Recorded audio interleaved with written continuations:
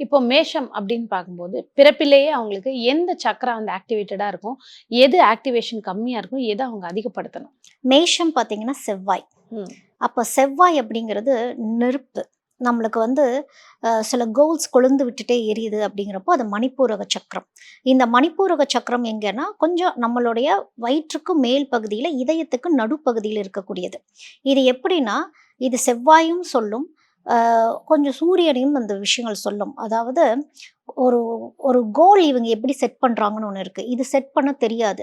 இந்த மணிப்பூரக சக்கரம் சரியா ஆக்டிவேஷனா இல்லாதவங்க எப்படி இருப்பாங்கன்னா, ஃப்ரஸ்ட்ரேட் ஆவறது, படபடப்பாவறது, டென்ஷன் ஆவறது, பிரஷர் ஆவறது, எடுத்தெறிஞ்சு பேசுறது, மத்தவங்க சொல்றது புரியாம போறது. சில மேஷ ராசிக்காரங்கள்லாம் நான் பார்த்துருக்கேன். தூக்கம் கெட்டு தெரப்பி எடுக்கிறவங்கலாம் இருக்காங்க.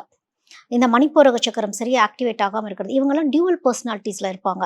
அதாவது வீட்ல ஒரு மாரி இருப்பாங்க. ப்ரொஃபஷனல் லைஃப்ன்னு வந்தா வேற மாரி செயல்படுவாங்க. ரொம்ப அருமையா இந்த இந்த மணிப்பூரக சக்கரம் எப்படின்னா, தான் என்கிற அந்த அகந்தை இருக்கக்கூடிய ஒரு அமைப்பு.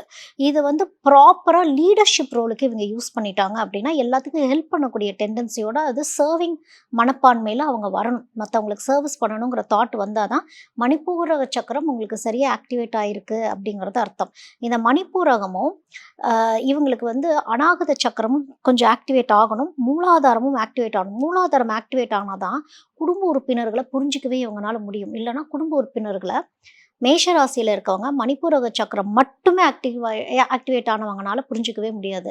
அதாவது இவங்க வந்து பப்ளிக் லைஃப்க்கு ஓகே. இந்த மணிப்பூரக சக்கரம் பெர்ஃபெக்ட்டா ஓப்பன் ஆயிருக்குன்னா, இவங்க வந்து ஒரு நல்ல ஒரு ஆன்டர்பிரினியரா இருக்கிறது. நீங்க எப்பேர்ப்பட்ட வேலைய வேணாலும் குடுங்க. சிறப்பா செஞ்சு முடிச்சுருவாங்க. இதே இது வீட்டுக்கு அப்படியே வந்தீங்கன்னு வச்சுக்கோங்களேன், இவங்களுடைய மனநிலைமை வீட்ல இருக்கவங்கனால புரிஞ்சுக்க முடியாது. இவங்களுக்கு வீட்ல இருக்கவங்களுடைய மனநிலைமையும் புரிஞ்சுக்க முடியாது. என்னுடைய தாட் என்னவோ, நான் என்ன நெனைக்கிறேனோ, அதுதான் இந்த குடும்பமே செயல்படணும். அதாவது எப்படி தொழில்ல இருப்பாங்க. தொழில்ல அந்த ஸ்ட்ரிக்ட்னஸ் ஓகே. வீட்ல அது சரியா வராது.